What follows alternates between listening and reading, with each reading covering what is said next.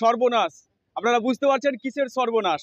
এই যে লটারি, এখানকার মানুষের দাবি হচ্ছে, যারা লটারি বিক্রি করে তাদের দাবি হচ্ছে এই যে আগের যে খেলাটা ছিল সেই খেলা থেকে এখন অন্যরকম এটা খেলা, যেখানে আমরা দেখতে পাচ্ছি যে সিরিজে অনেকে মার, এই যে এই সিরিজগুলো আছে রয়েছে, তাই তো এই সিরিজগুলো মার হয়ে যাচ্ছে।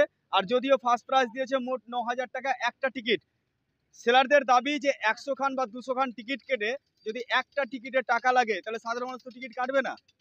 যারা এখানে বিক্রেতা রয়েছে, সেলার যারা রয়েছে এখানে, তারা বলছেন যে গত 10 দিন আগে আমরা যেখানে 20,000 30,000 টাকার লটারি বিক্রি করেছি, সেখানে এখন দাঁড়িয়েছে 4,000 থেকে 5,000। টিকিট বেচা কিনাও কমে গেছে, প্রাইজও নেই। আর প্রাইজের নেই বলেই কিন্তু আক্ষেপ শুরু করেছে এখানে ক্রেতা এবং বিক্রেতারা। তাদের দাবি হয় প্রাইজ দিক, নাহলে লটারি বন্ধ করে দিক। অনেকে বলছেন যে এই পেশা ছেড়ে বা যেহেতু নেশায় পরিণত হয়েছে সেহেতু আমরা ছেড়ে যেতে পারছি না, কিন্তু ব্যবসায়ী সকলেরই লস হচ্ছে। যারা ক্রেতা তাদেরও লস, যারা বিক্রেতা তাদেরও লস।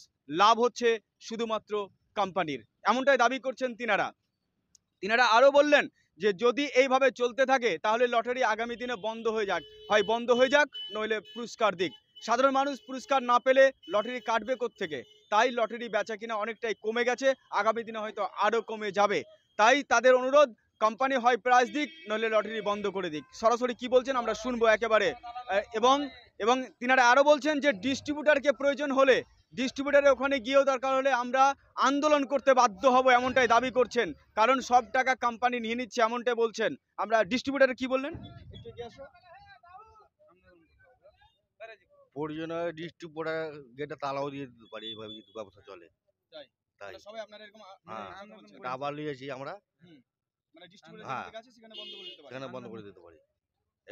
আমরা সরাসরি শুনতে পাচ্ছি একজন বিক্রেতার মুখ থেকে যে তিনি বলছেন যে যদি এরকম ভাবে প্রাইস থাকতে চাই তাহলে আমরা কিন্তু ডিস্ট্রিবিউটার যিনি রয়েছে খেলা ঝুলানো হবে, সব সেলারকে একরকম হতে হবে, না হলে সেলারদের বাঁচবে না। গ্রাহকদের টিকিট কেটে প্রাইজ নাই, কোথা থেকে কাটবে? কেউ তেল কিনতে গিয়ে টিকিট কেটে লিয়ে, তরকারি কিনতে গিয়ে টিকিট কেটে লিয়ে, আগে টিকিট দেখছে, আগে মাগে ছেলের কেউ দেখে না কি খাওয়ার। এইভাবে মানুষ ব্যবসা করা যাবে না, অনেক বেচে না কমে গেছে। আমি নিজে তোমার 18,000 19,000 মাল বেচতাম, কালকে থেকে বেচি 5,000 6,000, সেলও অনেক কমে গেছে। এভাবে মাল বেচা আমরা খাবো কি? মাঙ্গি ছেলে কি খাবো? এটা হচ্ছে ধুলিয়ান নতুন ডাঙরা পাকুড় রোড।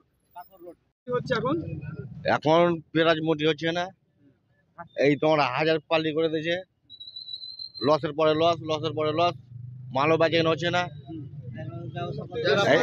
এইভাবে ব্যবসা হলে আমরা খাবো কি? একটা 200 দামে 18 লাখ টাকা পাইছিল, এখন মাত্র পাচ্ছি 9,000 টাকা। সবই তো কোম্পানির লাভ, সেলারদের কি লাভ থাকছে, কাস্টমারের কি লাভ থাকছে? সবই তো কোম্পানির চুষে খেয়ে নিছে। এই ব্যবস্থা থাকা না থাকা মেলেই ভালো।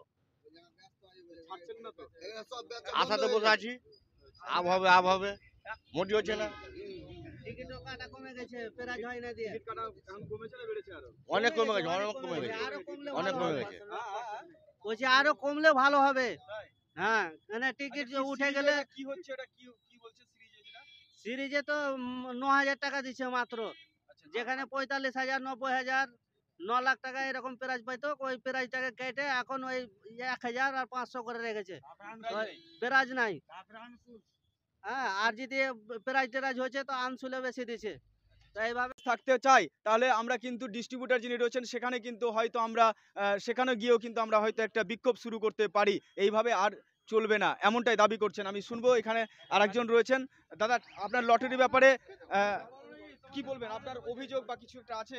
লটারিতে প্রাইজ নাই, ডিস্ট্রিবিউটার ওয়ালা বলছে কি প্রাইজ হবে, না হলে ডিস্ট্রিবিউটার তালা মেরে দেওয়া হবে। সব